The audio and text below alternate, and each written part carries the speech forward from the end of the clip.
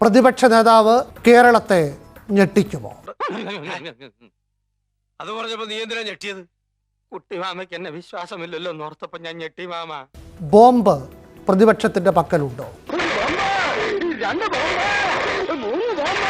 കാളകൾ വരി നിൽക്കുന്നത് സംസ്ഥാനത്തെ BJP ആസ്ഥാനത്തേക്കാണോ? അതൊക്കെ കുറെ കേട്ടിട്ടുണ്ട്. ഇവിടെ BJP-കാരോ CPM-കാരൊന്നും അല്ലല്ലോ ഈ ബോംബ് പൊട്ടി. ഇവരുടെ കയ്യിലിരുന്ന് പൊട്ടിയ ഒരു ബോംബാണ് ഈ രാഹുൽ മാങ്കൂട്ടം എന്ന് പറയുന്നത്. ഇതേതാണ്ട് എലിക്കണിയിൽ സൂന കേട്ടതുപോലെ.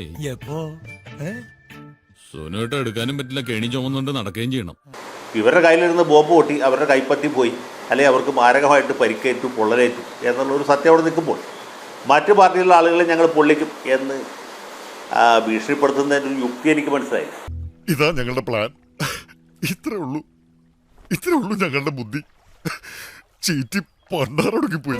ഇതുപോലെയുള്ള സംഭവങ്ങൾ മുമ്പ് ഉണ്ടായിട്ടില്ലെന്നല്ല പറയും. നമ്മുടെ സോളാർ വിവാദം രൂക്ഷമായിട്ട് വരികയും KC വേണുഗോപാൽ, അടൂർ പ്രകാശ് മുതൽക്ക് ഹൈബി ഈഡൻ വരെ ഒരുപാട് നേതാക്കന്മാർക്കെതിരെ സരിത എന്ന് പറയുന്ന നമ്മളിപ്പോൾ അതിജീവിത എന്ന് പറയുന്ന ശ്രീമതി വിരൽ ചൂണ്ടുകയും ചെയ്ത സമയത്ത് അതിനൊരു കൗണ്ടർ ബ്ലാസ്റ്റായിട്ട് ജോസ് തെറ്റേലിനെതിരായിട്ട് ആരോപണം ഉന്നയിച്ചവർക്ക് അത് ഇല്ലാത്ത കാര്യമല്ല, ഉള്ള കാര്യം തന്നെയായിരുന്നു. പക്ഷേ അത് ഒരു വലിയ ട്രാപ്പായിരുന്നു. ഒരു മനുഷ്യരെ അല്ല MLA ആയി പോയി എന്നുള്ള സത്യമാണ്, മുൻ മന്ത്രിയാണെന്നുള്ളത് ശരിയാണ്.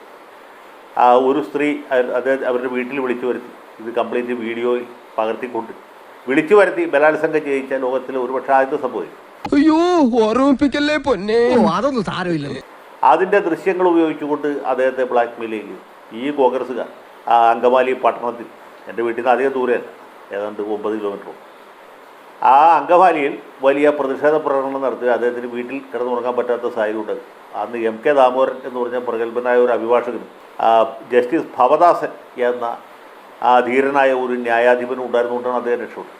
അല്ലായിരുന്നെങ്കിൽ പുള്ളിയുടെ അവസ്ഥ വളരെ ദയനീയമായി. മാത്രമല്ല ഈ പരാതിക്കാരിക്ക് പരാതി എഴുതി കൊടുത്ത അങ്കമാലിക്കാരനായ വക്കീലിന് പ്രോപ്പറായിട്ട് പരാതി എഴുതാനും അറിയില്ല. അതൊരു ഹെഡ് കോൺസ്റ്റബിളിനെ കൊണ്ട് എഴുതിച്ചെങ്കിൽ ജോസിയേട്ടൻ കുടുങ്ങി പോയി എന്നാണ് എനിക്ക് തോന്നുന്നത്. ഏതായാലും അങ്ങനൊരു സംഭവം നമ്മുടെ നാട്ടിലുണ്ടായിട്ട് ഇവിടെ സോളാർ വിവാദത്തിൽപ്പെട്ട് കോൺഗ്രസ് നേതാക്കൾ, മന്ത്രിമാരടക്കം, അല്ലെങ്കിൽ ഉയർന്ന നേതാക്കളടക്കം, MP-മാരടക്കം പ്രതിക്കൂട്ടിലായപ്പോൾ അതിൽ നിന്ന് ജനങ്ങളുടെ ശ്രദ്ധ തിരിക്കാൻ വേണ്ടി ഇപ്പോൾ ഈ തിരിച്ച് ബോംബ് പൊട്ടിക്കെന്ന് പറഞ്ഞു അതുപോലെ പൊട്ടിച്ചൊരു ബോംബായിരുന്നു. പക്ഷേ എത്രയോ നാൾ ആ മനുഷ്യൻ വല്ലാത്തൊരു അവസ്ഥയിലായിപ്പോയി എന്നുള്ളത് നമുക്കറിയാം. അപ്പോൾ ഇങ്ങനെയൊക്കെയുള്ള പ്രതികാര നിർവഹണം. പക്ഷേ അത് അവിടെ കൊണ്ട് കഴിഞ്ഞില്ല. ഈ പരാതിക്കാരി എന്ന് പറഞ്ഞ സ്ത്രീക്ക് വലിയ സംഖ്യ ഓഫർ ചെയ്തിട്ടാണ് ഇവരിത് ചെയ്യിച്ചത്. എന്നിട്ട് പറഞ്ഞ കാശ് കൊടുത്തില്ല. അതേ തുടർന്ന് പരാതിക്കാരി, അവരുടെ പേര് പറയുന്നതിന് തടസ്സമുണ്ടായിട്ടില്ല, ഞാനിപ്പോൾ തൽക്കാലം മിതത്വം പാലിക്കുകയാണ്. അവരും അങ്കമാലിക്കാരിയാണ്. അങ്കമാലിക്കടുത്ത് മഞ്ഞപ്പുറ എന്ന സ്ഥലത്താണ് അവരുടെ വീട്. ഇവർ എറണാകുളം പ്രസ് ക്ലബ്ബിൽ പത്രസമ്മേളനം നടത്തി. ഇന്ന നേതാക്കന്മാർ കാശ് തരാമെന്ന് പറഞ്ഞ് എന്നെ പറ്റിക്കും. പട്ടിയുടെ വാല് 12 കാലം കൊള്ളിട്ടിട്ട് എന്താ കാര്യം? പട്ടിക്ക് കൂടി തോന്നണ്ടേ അത് നിവർത്തിയെടുക്കണമെന്ന്? കഷ്ടം. അത് കഴിഞ്ഞ് എന്നിട്ടും ഒരു പൈസ കൊടുത്തില്ല. അപ്പോൾ ഇവർ ഈ സ്ത്രീ ഞാൻ ഇന്ന മണ്ഡലത്തിൽ മത്സരിക്കും എന്ന് പ്രഖ്യാപിച്ചു. അത് കഴിഞ്ഞ് അവർ പട്ടാമ്പിയിൽ മത്സരിച്ചു. പട്ടാമ്പിയിൽ 2016 മത്സരിച്ച് തോറ്റ സ്ഥാനാർത്ഥികളുടെ പേര് തൂക്കുക. അതിൽ ഈ ജോസ് തെറ്റേലിനെതിരെ ആരോപണം ഉന്നയിച്ച ആ സ്ത്രീയുണ്ട്. കോടതി മുൻപാകെ സത്യം മാത്രമേ ബോധിപ്പിക്കൂ. അല്ലെങ്കിൽ ഞാൻ സത്യം മാത്രമേ പറയാറുള്ളൂ. അവരെന്തുകൊണ്ട് പട്ടാമ്പിയിൽ മത്സരിച്ചു എന്ന് വെച്ചാൽ പട്ടാമ്പിയിൽ മത്സരിച്ച് തോറ്റ കോൺഗ്രസ് സ്ഥാനാർത്ഥിയായിരുന്നു. ഇവർക്ക് പണം കൊടുക്കാമെന്ന് പറഞ്ഞ് വഞ്ചിച്ചതിൽ ഒരാൾ. അപ്പോൾ ഇങ്ങനെയൊക്കെയാണ് നമ്മുടെ നാട്ടിൽ ഈ രാഷ്ട്രീയ പ്രതികാര രാഷ്ട്രീയം. മറ്റേ നേതാവ് മത്സരിക്കാതിരുന്നത് കൊണ്ട് അവരവിടെ മത്സരിച്ചില്ല അല്ലേ? കോൺഗ്രസിന്റെ മറ്റൊരു നേതാവ് മത്സരിക്കാൻ പറ്റിയില്ല. കറക്റ്റ്. അതെ. മറ്റേ നേതാവിനെതിരായിരുന്നു ഇവർക്ക് പ്രധാനമായിട്ട് പരാതി ഉണ്ടായിരുന്നത്. പക്ഷേ അദ്ദേഹത്തിന് അന്ന് KPCC പ്രസിഡന്റ് ഇടപെട്ട് ഇദ്ദേഹത്തിന് സീറ്റ് കൊടുത്തില്ല. അതുകൊണ്ട് അവർക്ക് ആ മണ്ഡലത്തിൽ മത്സരിക്കാൻ കഴിഞ്ഞില്ല. അല്ലെങ്കിൽ അവിടെ ഇരുന്ന് കൂടുതലായിട്ട് എളുപ്പത്തിൽ മത്സരിക്കാവുന്ന മണ്ഡലം അതായിരുന്നു. ഞാനിപ്പോൾ ആളുകളുടെ പേര് പറയുന്നത് ശരിയല്ലാത്തതുകൊണ്ട് ആ ഭാഗത്തേക്ക് പോകുന്നില്ല. ഇങ്ങനെയൊക്കെയാണ് നമ്മുടെ നാട്ടിൽ കാര്യങ്ങൾ നടക്കുന്നത്. ഇതൊക്കെ വളരെ നീചമായ രാഷ്ട്രീയം എന്ന് മാത്രം പറയാറുള്ളൂ. എടുത്തോ പിടിച്ചോ എന്ന് പറഞ്ഞിട്ട് ഒന്നും ചെയ്യരുത്. എല്ലാ വൈരാഗ്യങ്ങളും ചതികളും വഞ്ചനകളും ഉള്ളിൽ അങ്ങനെ ഒതുക്കി വെക്കണം. ഇങ്ങനെ ചിരിച്ച് ഇങ്ങനെ നിൽക്കണം.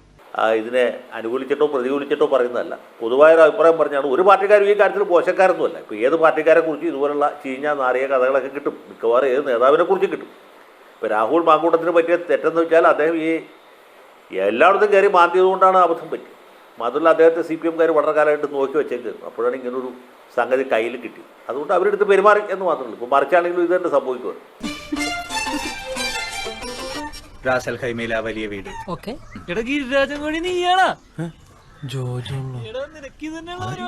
നീ എവിടെന്നാണ് വന്ന മരഭൂതമേ? ഇവിടെ വേറൊരു കാര്യം ഞാൻ പറയും. ഈ ഭരണഘടനാപരമായിട്ടോ അതുപോലെ നിയമപരമായിട്ട് മന്ത്രിമാരും MLA-മാരും തമ്മിലൊരു വലിയ വ്യത്യാസമുണ്ട്. ഈ ചർച്ചയിൽ പോകുന്ന പല ആൾക്കാർക്കും ഇതറിയില്ല. എന്തുകൊണ്ടാണ് മന്ത്രിമാർ രാജിവെക്കുന്നത്, എന്തുകൊണ്ടാണ് PT ചാക്കോ രാജിവെച്ചത്, എന്തുകൊണ്ടാണ് കുഞ്ഞാലിക്കുട്ടി രാജിവെക്കേണ്ടത്, എന്തുകൊണ്ടാണ് ശശീന്ദ്രൻ രാജിവെച്ചത്? അവരുടെ അതൊരു ഓഫീസ് ഓഫ് പ്രോഫിറ്റാണ്, ഒരു ഓഫീസാണ്. അത് ഭരണഘടനാപരമായ ഒരു ഉത്തരവാദിത്തമാണ് അവർ നിറവേറ്റുന്നത്. MLA-മാർക്ക് അതില്ല. അവർ വെറും മെമ്പേഴ്സ് ഓഫ് ലെജിസ്ലേറ്റീവ് അസംബ്ലി അല്ലെങ്കിൽ പാർലമെൻറ്റാണ്. MP-മാർ MLA-മാർ അവരെ അങ്ങനെ രാജിവെക്കേണ്ട ആവശ്യമില്ല. കാരണം അവരൊരു ഉത്തരവാദിത്തപൂർണ്ണമായ ഒരു ഓഫീസല്ല വഹിക്കുന്നത്. അതുകൊണ്ടാണ് രാഹുൽ മാങ്കൂട്ടോ അല്ല ഒരു MLA രാജിവെച്ചിട്ടുള്ളത്. എന്തുകൊണ്ടാണ് എൽദോസ് കുന്നപ്പള്ളി രാജിവെക്കാത്തത്? അദ്ദേഹത്തിൻ്റെ പേര് ബലാത്സംഗത്തിന് ചാർജ്. എന്തുകൊണ്ടാണ് വിൻസെൻ്റ് രാജിവെക്കാത്തത്? വിൻസെൻറ്റിൻ്റെ പേരിലുള്ളത് അദ്ദേഹം കുറേ ദിവസം ജാമ്യം കിട്ടാതെ ജയിലിൽ കിടന്ന ആളാണ്, രാജിവെച്ചില്ലല്ലോ.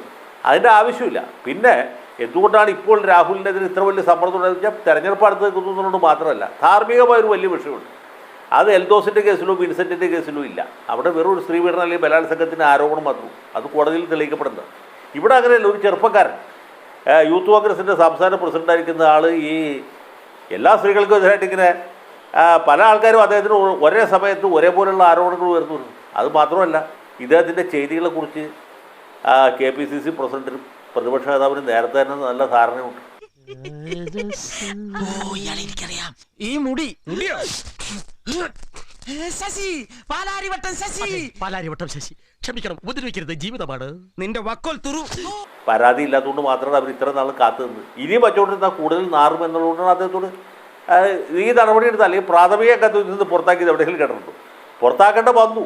ഇയാളെ വച്ചുകൊണ്ട് ഒരു മിനിറ്റ് പോലും മുമ്പോട്ട് പോകാൻ പറ്റില്ലാത്തുള്ള കാര്യം VD സതീശനും സണ്ണി ജോസഫിനും ആ ടോപ്പ് ലീഡർഷിപ്പിലുള്ള ആളുകൾക്ക് അറിയാം.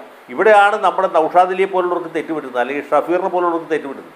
ഇവർ ഒരേ സമയത്ത് ഈ നടപടി എടുത്ത് ശരിയാണെന്ന് പറയുകയും നടപടിക്ക് വിധേയനായ ആളുകളെ സപ്പോർട്ട് ചെയ്യുകയും ചെയ്യാണ്. അതാണ് ഇതിലെ കോൺട്രഡിക്ഷൻ. ശരിക്കുള്ള പ്രശ്നം ഇതാണ്. ഞങ്ങൾ ധീരമായിട്ട് നടപടിയെടുത്തു, ഞങ്ങൾ അയാളെ പറഞ്ഞു വിട്ടു, ഞങ്ങളും അയാളായിട്ടൊരു ബന്ധമില്ല. അയാൾ പോയി അയാളുടെ പാട് നോക്കട്ടെ. അയാളെ പാർട്ടിയിൽ നിന്ന് പുറത്താക്കിയല്ലോ, അയാളെ നിയമസഭാ കക്ഷിയിൽ നിന്ന് പുറത്താക്കിയല്ലോ. ഇനി അയാളെ ഡിഫെൻഡ് ചെയ്ത് അയാൾ തന്നെയാണ് എന്നാണ് ഇവർ പറയേണ്ടത്. അതിന് പകരം ഞങ്ങളയാളെ പുറത്താക്കിയ വലിയ കാര്യം, പക്ഷേ അയാളെ നിങ്ങൾ കേട്ടില്ല, നിങ്ങൾ അയാൾക്ക് പറയാനുള്ള അവസരം കൊടുത്തില്ല എന്ന് പറയുന്നിടത്താണ് അതിൻ്റെ ഇരട്ടത്തപ്പ് അല്ലെങ്കിൽ വൈരുദ്ധ്യം കിടക്കുന്നത്. ഇതാണ് ഇവർക്ക് സഖാക്കൾക്ക് മനസ്സിലാവാതെ പോകുന്നൊരു പ്രശ്നം. ഇത് മനസ്സിലായതുകൊണ്ടാണ് CPM-കാരും BJP-കാരൊക്കെ ഇവരുടെ മുഖത്ത് കുതിര കയറുന്നത്. എന്ത് ചെയ്യാനാടാ, ഞാൻ ഇങ്ങനൊരു ദുരന്തനായി പോയി. ഈ വീട്ടിലെ ഏറ്റവും വലിയ ദുരന്തമാണ് ഇവൻ.